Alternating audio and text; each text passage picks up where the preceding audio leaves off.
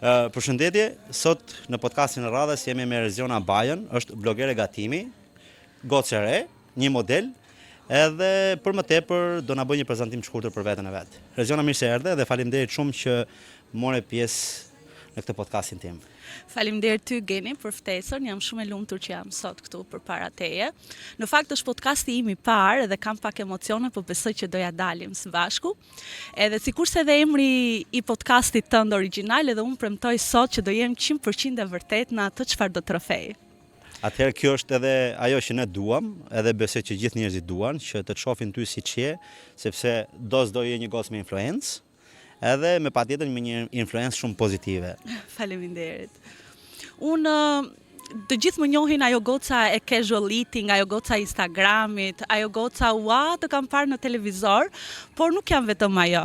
Edhe unë si të gjithë njerëzit e tjerë kam një jetë time personale, kam një përditshmëri, herë me ditë mira dhe herë nga ato ditët që them, o Zot, pse? Unë jam Reziona Baja, jam një gocë e re, prej 4 vitesh në profesionin e influencer apo blogere gatimi. Ndryshe nga blogere gatimi, jeta profesionale është krejt ndryshe nga ato që më njohin njerëzit. Unë jam një inxhiniere dhe kur e them që jam inxhiniere, gjithë njerëzit më thonë, jo, është e pamundur. Çfarë të lidh me gatimin? Si nga inxhiniere, po çfarë inxhiniere? Unë kam studiuar për inxhinieri gjeoinformatike dhe inxhinieri mjedisi. 2 fusha shumë të bukura të ndërlidhura me njëra tjetrën, por që më kanë dashur shumë forcë për kushtim edhe një analitik tepër. Por jam e lumtur që e kam zhvilluar një profesion të tillë edhe vazhdoj ta ushtroj edhe aktualisht në një institucion shtetëror, ku të them të drejtën kam gjetur një ekuilibër, një stabilitet për veten, si nga ana profesionale ashtu dhe nga ana personale, le të themi, nga pjesa e gatimit, pra si blogere. Jo vetëm kjo, unë menjëherë mbas studimeve kam punuar në studio private projektuese, në cilën mora bazën, le të themi, pra ishte nga ato orët e gjata të leksioneve në fakultet, u përballa me një praktik krejt ndryshe, pra të merrje një projekt edhe t'ishe nga fillimi, nga zero deri në fund. Mendoj që ishte baza dhe më e bukura që unë u rrita profesionalisht edhe personalisht, le të themi. Pastaj jeta me pak dëshira apo jo, unë jam një tip që kërkoj shumë sfida nga jeta ime, edhe i bëj ballë, por më çoj rruga drejt jeta, le të themi, drejt një rrugë tjetër, do të thoja një kapitull apo një fakultet pa diplomë. Shiko, të ndalemi pak të kjo pjesa e kalimit nga inxhinieria, se edhe unë vetë kam studiuar inxhinieri, jemi të dy të fushës edhe bëjmë të dy gjëra të bukura. Se këto që bëjmë ne janë gjëra të bukura realisht, jo për mburje, po ne bëjmë gjëra të bukura. Shumë shkurt, faktikisht është dëshira ime ta di, nuk e di nëse do të ketë interes. A pendohesh pse ke kalu kjo fusha duke lënë inxhinierinë, se për shumë vetë inxhinieria mund të jetë super wow, a kupton? Edhe ti merresh me një gjë tjetër që është shumë e bukur, patjetër për mua shumë gjë e bukur influencer dhe influencer për gjëra që gatimi a kupton, nuk mund të ketë gjë më të shishme. Po, në fakt, ti me sinqert nuk e kam lënë, nëse më dëgjove më vëmendje pak më përpara, kam gjetur një ekuilibër që ndërkohë që zhvilloj profesionin tim si inxhiniere. Jo, karriera për shembull, sepse ti ke arrit shumë lart te pjesa e kësaj drejtimi tjetër e influencerës, sepse ke një audiencë goxha të madhe, që unë faktikisht nuk e dija kur kemi folur për pjesën për të marrë pjesë këto. Sepse për shumë veta bësh një inxhinier mund të jetë një ëndër shumë e madhe, a kupton? Edhe ti ke zgjedhur të transmetosh një energji shumë pozitive, a kupton, me influencer dhe me blogere. Në këtë sens e kisha, nuk ishte në idenë që ti e le. Po, të kuptova. Unë vi nga një familje, nga 2 prindër inxhinier, edhe sigurisht që do ta ndiqja edhe unë rrugën. Kam vetëm një vllai i cili devijoi pak, është bërë ekonomist, por jam e lumtur edhe për atë, se na duhej një ekonomist në familje. Dhe sikurse e thash që vazhdoj ta ndjek profesionin tim. Blogere gatimi apo pjesa e kuzhinës, përveç se përditshmërisë që na duhet, në radh parë jam një familjare, jam një femër, edhe sigurisht që do të gatuaj, por më shumë është çështje pasioni. Do thuash si lindi ky pasion, se pse jo të gjithë nuk e kanë këtë pasion. Unë kam plot kolegët mia, plot shoqet mia që më thonë sa nerva që ke që gatuan me orë. Po sa mirë që i bën ato videot, ato fotot. Edhe nëse mund të them, mendoj që është çelësi im fotografia, që mund të them që është suksesi i kësaj faqe. Sepse çdo kush që ma shef faqen për herë të parë, pyetja ime është, a të pëlqen faqja ime? Dhe më thonë, është kaq e kuruar sa nuk di çfarë të them. Me çfarë i bën këto fotot? Me çfarë i bën këto Kjo vjen videot? pak edhe nga karakteri i inxhinierit, se ne jemi çik Ndoshta, strikt me edhe sy kritik, i kemi gjërat studiuara me pika po, e me këto. Po, e vërtet. Dhe kështu mund të them që ishte dhe si nisëm, përveç se pasionit, pra si lindi po them ideja e kësaj faqe, këtu e 4 vite më parë, sepse unë aktualisht prej 4 vitesh influencoj si blogere gatimi. Kur të thash që isha në një rrugë krejt të re, në një institucion bankar, në cilën them që kam bërë një fakultet pa diplom, aty ku unë gjeta sfidat më të mëdhaja dhe durimin më të madh, dhe kolegët e mia në përditshmëri ndanim në kohën e drekës ushqimet që përgatisnim dhe gjithmonë më thonin, Jona, si e bëre këtë? Na e trego këtë recetën. O, sa i mirë kjo. Edhe gjithmonë më influenconin, po pse ti mbash këto idet për vete? Shi sa mirë që i bën, pse nuk i ndan, pse nuk hap një faqe? Në fillim isha shumë skeptike, të them vërtetën. Ti ke filluar që e vogël të gatuash? Po, gatimi im i parë është që 12 vjeçe, edhe Geni kam bërë një është një byrek. talent i lindur. Kam bërë një byrek me spinaq, nga tepsia kaq, byreku bë kaq, dhe imagjinon ato kritikat e nënave, mamit tim, që gjithmonë më thoshte mëso, se do krijosh familjen tënde dhe do duhet një ditë. Edhe shumë e vërtet, sepse jetojmë në një kohë që shëndeti është shumë primar, dhe ushqimet janë kryesore. Pavarësisht se si prodhohen këto ushqime, nuk e kemi në dorë, por që të paktën mënyrën se si t'i gatuajmë shëndetshëm, Më mendoj pëlqeu që shumë ajo pjesa që the që ai ambienti ku ti po punoje të suporton ose të nxitën pak për pjesën për të bërë. Ndoshta nuk ishte plani për të bërë blokere, po për t'i ndarë me të tjerët. Absolutisht, as nuk e kam menduar ndonjëherë që do arrija deri këtu. Domethënë të suportuan, që i bie që janë një nga komponentët kryesorë që të suportuan. Kush tjetër të suportoi në fillim fare për pjesën e të bërit blogere gatimi? Edhe shoqëria ime e ngushtë, mund ta them deri diku. Në total të gjës, të gjitha arritjes time të faqes, ndoshta mund dukem pak egoiste, por i them faleminderit vetes time. Nuk është egoiste fare. Sepse unë jam shumë kështu, shumë detajiste, e the dhe vetë në si inxhiniera imi shumë kritike dhe unë çdo gjë që e mendoj, çdo gjë që e imagjinoj, dua ta vë në zbatim dhe nuk më le ajo koka ime derisa unë t'ja arrij asaj që dua. Pra nuk jam një person që e mendoj gjën edhe e lë aty ku është. Dua gjithmonë të zhvillohem. Jo se kam arritur të them diçka super të madhe, por që për kohën që kam, për kaq vite që kam mbi supe, mendoj që kam arritur deri diku. Më vjen vetvetiu një pyetje, duke qenë se kjo puna blogerit në ditët e sotme po bëhet shumë trend. Edhe po ta vesh re, shumë blogera bëjnë gjëra për mua që s'kan vlera. Kurse kjo jotja është një gjë që ta lehtëson, si më thon, përditshmërinë një gruaje ose një amvise, a kupton, sepse nuk ka nevojë të futet, kërkoj shumë gjëra, se aty te faqja jote unë kam parë që ka plot gjëra të bukura, të mira, të shijshme, që duken shumë të shijshme gjitha. Do doja me ditë pak, domethënë, si bën ti ndarjen që thuash që po, këtë do bëj, sepse këtë kërkojnë njerëzit. Për shembull, është një lloj si te puna ime që video mund të bësh pafund, a kupton, ka vende plot, po pse duhet shohin njerëzit të? Edhe ti për shembull zgjedh një të bësh diçka tradicionale, zgjedh të bësh një ëmbëlsirë gjëna. Si e zgjedh?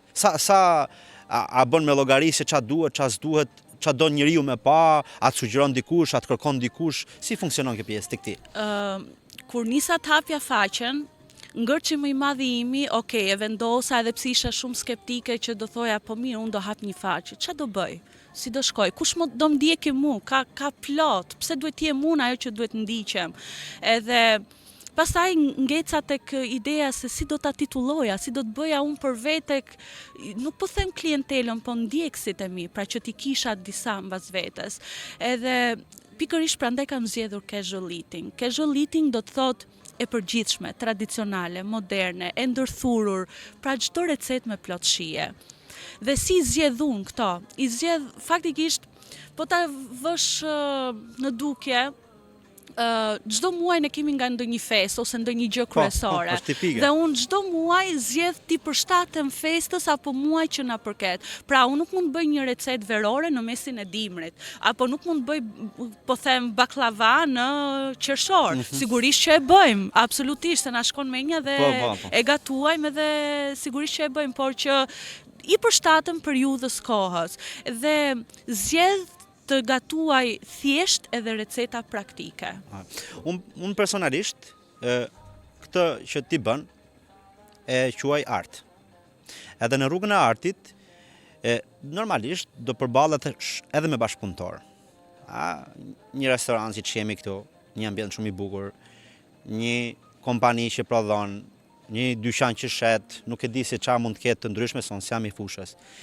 Si zgjedh ti këto bashkëpunëtorët, se nuk mund të zgjedhësh dikë që nuk vlen ose diçka që s'ka ato pikë katuese, dhe normalisht unë besoj që edhe ti ke ato kriteret tuaja që duhet shkojnë paralel me gjën tënde. Si zgjedh ti këto bashkëpunëtorët, nëse mund të quhen bashkëpunëtor? Sigurisht. Që nga nisja e faqes time dhe deri në sot 4 vite mund të them që kam kaluar pafund bashkëpunime. Kam nga ato që nga dita e parë që vazhdojmë sot, pra 4 vite mund duket një bashkëpunim shumë i madh, po për mua më duket sikur kam nisur dje, kaq komod ndihem me disa, por kam patur dhe nga ato që gjatë rrugës jam shkëputur. Nuk mund të them se jam shkëputur, se zakonisht është ideja që një blogere, një influencuese, mund prishet për punë pagese, nuk shkon mirë. Unë nuk e kam qëllim pagesën, sepse faqja ime nuk është primare. Faqja ime është një pasion, pra një punë e dytë, le ta themi, por që në fitimet e mia unë ndihem komode. Dhe bashkëpunimet unë i zgjedh duke i provuar pikërisht unë përpara produktet atyre. Unë nuk jam nga ato që e marr produktin dhe me njëherë bëj recetën dhe reklamoje, ndoshta që në një produkt që mua vetë personalisht nuk e konsumojmë familjen time, dhe këtë nuk e bëj kurrë. Nuk e bëj kurrë sepse unë gjithmonë e vë veten në veten e tretë, pra në atë që më ndjek mua, jo vetëm për përfitim personal. Dhe ndoshta mendoj, sepse gjithmonë çdo ditë marr mesazhe të cilat më falenderojnë për recetat praktike të thjeshta dhe për atë dashurinë, atë dashurinë që jep gatimi kur i bashkon familja. Pra një tryezë e përbashkët në familje. Dhe gjithmonë më thon faleminderit, më nisin pjatat që kanë gatuar nga recetat e mia, edhe mund të them që ky është çelësi që unë vazhdoj ta kem këtë faqe. Jo më kota bëra pyetjen për në lidhje me partnerët, sepse kur kemi folën fillim fare, unë si ta kam shpjeguar, ky podcasti im është siç ke ti faqen, unë kam podcastin. Kam një punë, siç jam videograf, kam ato të ardhurat e mia, edhe për mua nuk është primare pagesa, primare kuptimin që të jetë ajo çelësi që prish dhe rregullon çdo gjë, se normalisht është shumë e rëndësishme. Më fal që ndërpres, të komplimentoj për punën që bën, Faleminderit. sepse edhe faqja jote edhe punët nga të gjithë miqt në të cilët më kanë komentuar, por Tani më kanë po bën thënë që jo, por kur thonë Geni, super video. Kështu cilësohesh. Shumë. Edhe sepse vendin e zgjodhe ti, si çdo i ftuar tjetër. Edhe kur më the për këtu te Lini, do ta përmend Linin se nuk ka lidhje me sponsor fare. Sepse vendosa ta përmend emrin, se isha në një event para 2 ditësh këtu. Edhe dëpetohem që nuk ka lidhje fare me tash reklam do dali kjo, por që nuk është nga Enea, se është menaxheri dhe pronari i vendit. Është një vend i mrekullueshëm. Edhe nuk mendoja kur në botë që do vija dhe do ta thoja këtë lloj gjëje te podcasti im. Kjo është merit e Rezionës patjetër që zgjodhi vendin dhe bashkëpunimin me ne. Edhe pyetja që bëra nga kjo më lindi. Sepse domethënë të takohesh me një djalë si ai është për mua është gjë shumë e bukur. Është shumë e vërtetë. Përveç se në bashkëpunimet e mia që thash që unë praktikisht fillimisht i provoj produktet, flasim në kompanitë për sa i përket natyrës që më lidh mua me faqen time, por jo vetëm, por edhe në agroturizmat, restorantet, në lifestyle-in e përditshëm, sepse unë faqen time mundohem të nxjerr jo vetëm nga time, sepse bësh pak si monotone pastaj, por edhe nga përditshmëria, si femër që jam, më ndjekin shumë goca të reja, zonja që duan të mbahen, si nga ana e veshjes, si nga ana estetike, por edhe në përditshmërinë, se të gjithë në një fundjavë gjithë dalin familjarisht në një restorant apo diku tjetër. tjetër. Dhe jam shumë e lumtur në fakt që miku im Enea ka bërë këtë mrekulli këtu. Jo mrekulli vetëm për nga qetësia, pastërtia, ambienti i mrekullueshëm që ofron, por edhe i thurur me natyrën që është liçeni dhe sipër teleferiku i jep një pamje madhështore. Pastaj nëse do ta shikoj me sy un kritik nga ana e gatimit, unë të them të drejtën Geni, sa herë që vi këtu them wow. Edhe kur s'ka muri, unë jam një lupse e papar. Ishim para 2 netësh që po të thoja, është komplet rastësi. Është komplet rastësi. Ajo ishim një ditëlindje me çunat, me Ibor, me Marcelin, që njihen, se i njohin kreta të bashkëpunëtorët e mi. Edhe ne kishim sill mishin, hëngrëm, edhe lam pak, po xhironi, ma kupton, u ftof.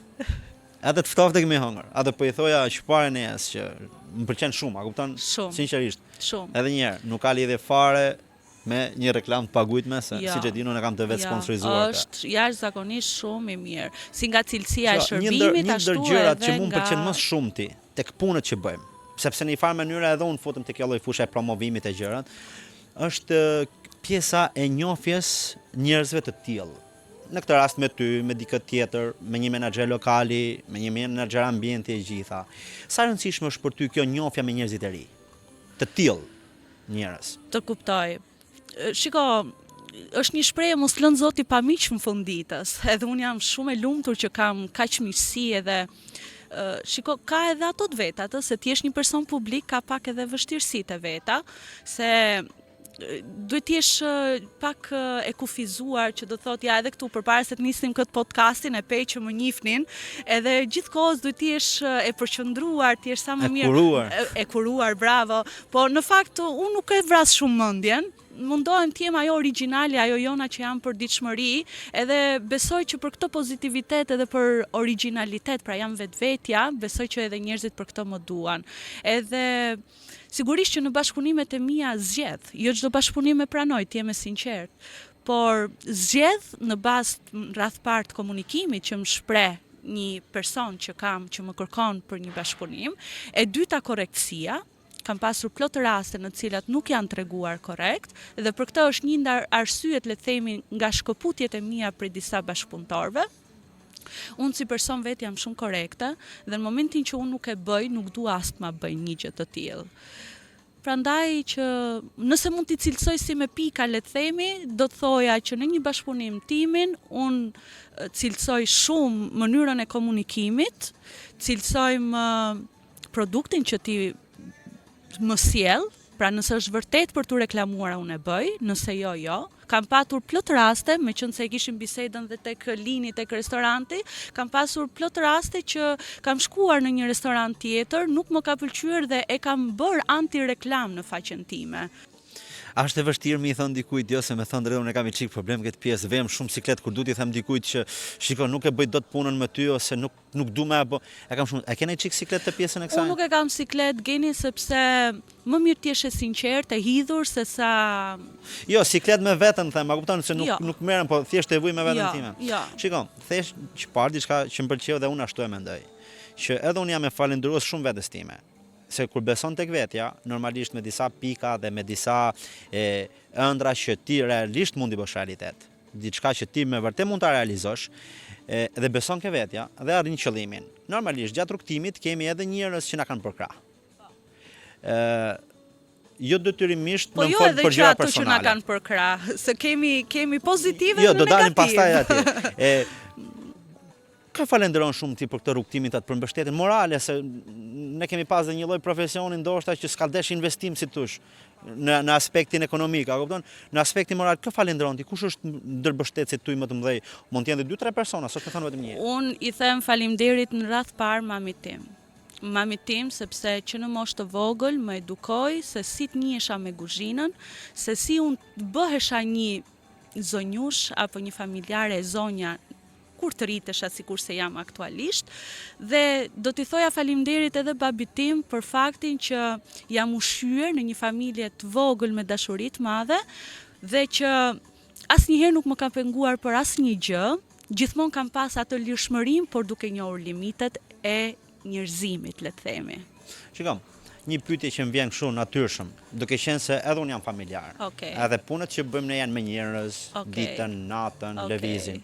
Edhe ti je familjare. Po. Është e vështirë menaxhimi i kësaj situatës ose kush është çelësi për ta menaxhuar këtë lloj situate?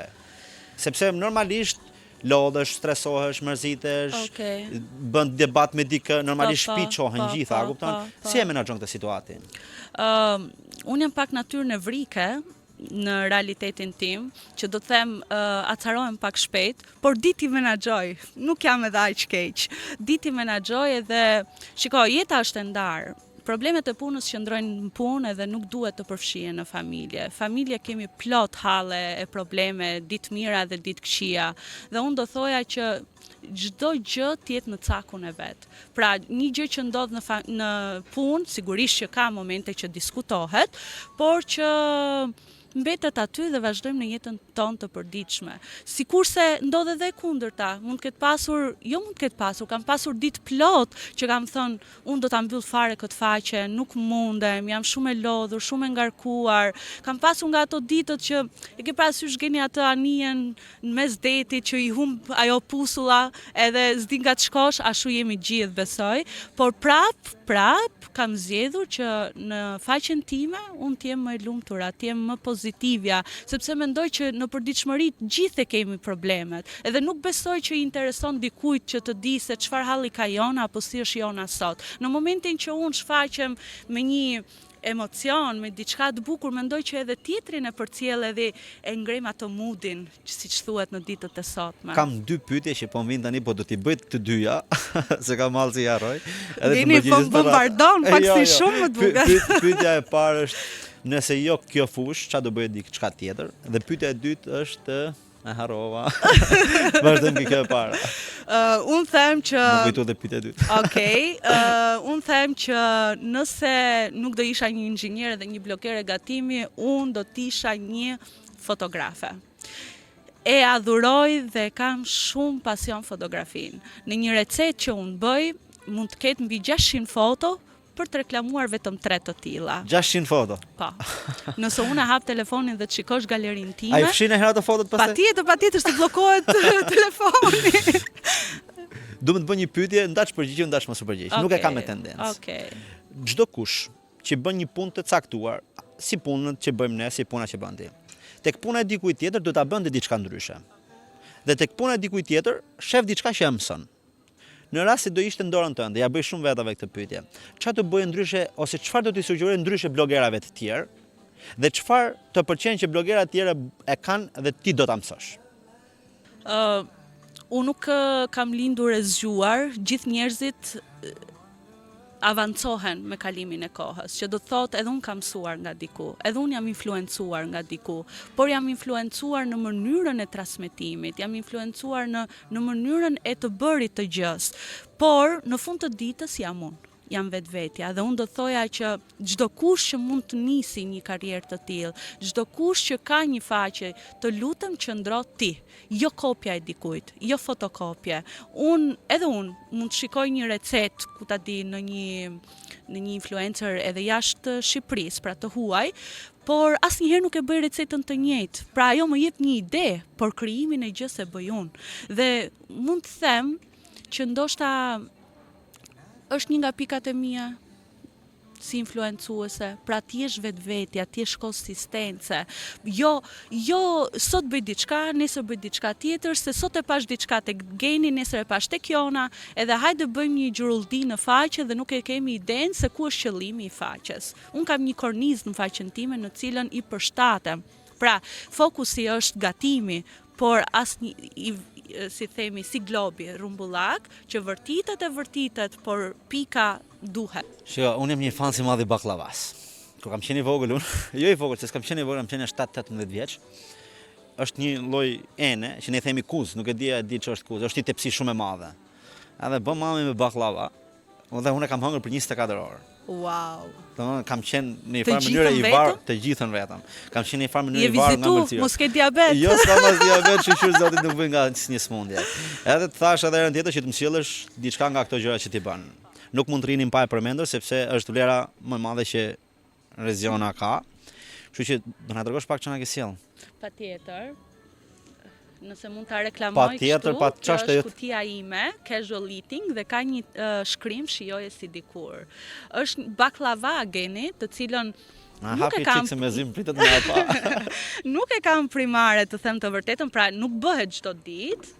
Edhe kjo është mënyra e gatimit që unë vdes ta them, sepse Geni e tha shumë mirë, në inxhinierat jemi detajista. Këtu kam vendosur edhe kartë vizitën time, që është Casual Eating, edhe faleminerimet për juve. Në çdo porosi timen, unë bëj një kartë vizitë dhe një paketim të tillë. Është çdo gjë në detaje, që nga lidhja, edhe në ngjitse. Jo më kote qyta artun, ha? Edhe më thonë e shëllova. Tani do të lë ty të më japësh vlerësimin. Mund pëlqen përgjithsisht çdo gjë që hahet. Dhe më që për 24 orë ti ke arritur të mbarosh një tepsi baklava, do ta shikojmë se sa do ta mbarosh këtë kuti. Jo, nuk e haj gjithë këtu tani se. Në përgjithësi, unë haj çdo gjë që hahet. Po vjen mirë. Edhe nuk është të mbahem për ne shiu si madh ushqimi, por nga pami herë, me thënë drejtën po më pëlqen shumë. Është hera e parë që po haj live, po baklavan unë e kam. Për festat e fundvitit, Geni, unë kam zgjedhur që të bëj këtë baklavan, duke marrë jo porosi në mënyrë masive, sepse baklavat prodhohen në kushte shtëpie, pra unë nuk jam një pastiçeri, por të ndarit diçka nga duart e mia, pra pse jo të mos bëj një shije që në tryezat e mia kur të bëjnë atë gëzuar në orën 12 të natës, pse mos të jetë diçka nga duart e Rezionës. Dhe jo më kote kam cilësuar si shijoje si dikur, sepse është fiksi ato baklavat që bënin gjyshet. Pra nëse e ndjeve, vjen vërtet era i gjalpit. Shiko. Unë patjetër që tash do të them, shumë e mirë, se nuk do ta beson te kush, dhe paraj po mundo mos të them, ishte shumë e mirë se do ditë si këto tjerat, po realisht m'pëlqeu. Të falenderoj. Do ta hajmë. Kur të marrim duse, do moshtru mirë kur të haj. Të falenderoj shumë. Jemi aktualisht në dhjetor në periudhën e festave dhe unë aktualisht nuk jam shumë aktive në rrjetet sociale dhe arsyeja është baklavaja. Si merr porosit për këto? Online. Pra në nga Instagrami. Po, nga Instagrami. Edhe ke shumë porosim? Të them të drejtën, është viti 3 që po e ndjek këtë rrugë edhe jam e kënaqur.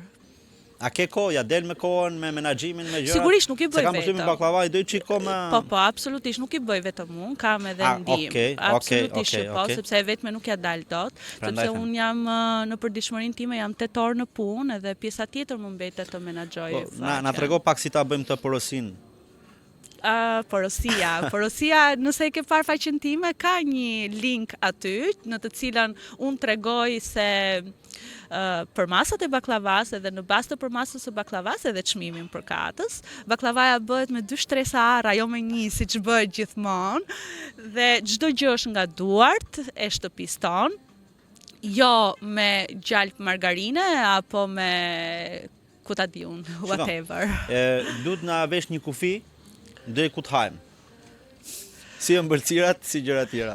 Shiko, për festat e fundvitit, Geni, askush nuk mban dietë, jo për mos unë nuk kam kufi po për tjera. Askush nuk mban dietë dhe unë e para nuk e kontrolloj dot veten time, që nga baklavaja, që nga sallata ruse, që nga recetat e tjera e deri te gjelidetit. Askush është e pamundur. Jo, në përgjithësi e kam. Se unë jo për mua, për ata që gjejnë, se unë për veten time do të haj se më haj, më pëlqen të haj. Shiko, unë them që duhet konsumohen të gjitha, por me karar. Çdo gjë e tepërt është e dëmshme, jo vetëm në gatim, jo vetëm në shëndet, po kudo në jetën tonë. Kështu që ushqehuni pak edhe me cilësi. Shiko, se jemi edhe drejt mbylljes. Në fillim fare po më thoje që po kam emocione si do flas, ma ke bërë shumë thjesht. Me thënë drejtën, edhe unë nuk ma merr te mendja që nuk është se thash në gjoku që di, po që do bëni një bashkëbisedim për një fushë që unë nuk di të gatuj. Me thënë drejtën, nuk di të gatuj. Jo që jam kundër kështu, por nuk di as nuk e marr mundimin, as lloj gjëje. Ishte shumë e thjeshtë, më pëlqeu shumë edhe intervista, më pëlqeu shumë edhe baklavaja. Faleminderit. Edhe të falenderoj shumë që morë pjesë dhe ndave me ne eksperjenca si personale si profesionale. Tash në rast se ti ke dëshirë, një mesazh për çfarë dush ti, diçka që ke mendjen tate, gjë. Çdo kush ka idet e veta. Edhe një ide nga unë nuk do të thotë që do të vehet në zbatim, po për dikën ndoshta edhe po. Nëse dikush po mendon të ndjek rrugën time si influencer apo si një blogere gatimi, unë do të thoja qëndro vetvetja. Qëndro ti në të bërit atë gjën që të bën ty mirë, pra atë që di ti të bësh, jo të bësh atë që bën tjetri. Duke qenë pjesë e originalitetit tënd, mendoj që është sukses. Ti jemi original si podcasti im. Pikërisht. Edhe unë besoj që më originale se kaq edhe më sinqert se kaq nuk e mendoja kaq të thjesht, realisht, sepse në fakt dua të bëj dhe unë një pyetje. Patjetër. Se të gjithë më thonë që edhe kur flas nëpërmjet mesazheve me ndjekësit e mi dhe më thonë, Reziona, na duket sikur ti jeton me ne. Domethënë, je kaq e afër, sikur të njohim prej vitesh, edhe pse ndoshta është hera parë që mund të më shkruaj dikush. A është e vërtetë kjo? Shikon. Ditën e parë që taku mamen, kur takum ditën e parë që të thash, shive, mjafton dëshira e mirë, iniciativa për të bashkëpunuar me dikë, sidomos në bashkëbisedim. Në momentin që ti ke qëllimin e pastër, siç the edhe ti, energjia e pastër që ti do të më transmeto, edhe siç e the edhe ti, nuk e ke për arsye përfitimi, është ti dëgjosh që përfitimi vjen. Ti e ke për bashkëpunimin, e ke për energjinë dhe për gjithë gjërat e mira, me patjetër që do të hapësh atë energjinë pozitive dhe atë ndjesinë sikur dikush të njeh gjithmonë. Unë ndjek vetë këtë gjë. Mundohem të jem vetvetja, edhe kur gaboj, siç the edhe ti, edhe kur jam me nerva, edhe kur jam me nerva duhet i shfaq. Edhe unë ta thash edhe një herë, nuk e prisja kaq të thjesht sepse edhe mua më erdhi shumë natyrshëm, edhe mua më duket prap ajo ndjesia që edhe sikur nuk është hera parë që po flasim, pavarësisht se kemi pi vetëm një kafë. Po, e vërtetë. Edhe mi tregu se nuk dukte kjo pjesa e podcastit. Edhe unë e mora atë lloj energjie, edhe gjithmonë e them që nuk është e thënë që do të mbyllet vetëm me kaq, se mund të bëjmë edhe një bashkëbisedim tjetër në të ardhme, një stil tjetër mund të kemi. Faleminderit. Jam shumë e lumtur që isha sot, edhe nëse do më ftosh përsëri patjetër që do ta pranoj, ta them publikisht dhe unë i mbaj fjalën. Po, pse jo, keni një ide shumë interesante që të bëjmë diçka duke gatuar bashkë. Pse jo? Se gjithmonë na del kështu nga video, nga mikrofoni, pse jo të shohim në kuzhinë? Mu. Po. Do ta provoj, po ideja është që ti do të thush shumë mirë prapë se prapë edhe po ti do thosh sa bure ka bukur sa. Jo, e ke shumë gabim. Unë do të bëj kritikat më të mëdha nëse një gjë nuk shkon e duhur. Kritikat do të bëj si dur se unë nuk kam synim bëm kuzhinier, kështu që do ta provojmë patjetër që po tash që e mendoj dëgjoj e bukur. Okej. Shumë faleminderit që morë pjesë tu, edhe shpresoj që të jenë kënaqur të gjithë dhe jam i bindur që do të ketë nga ato që janë të kënaqur. Faleminderit ty Geni, faleminderit që kaluam këtë kohë së bashku. Kalofshi mirë.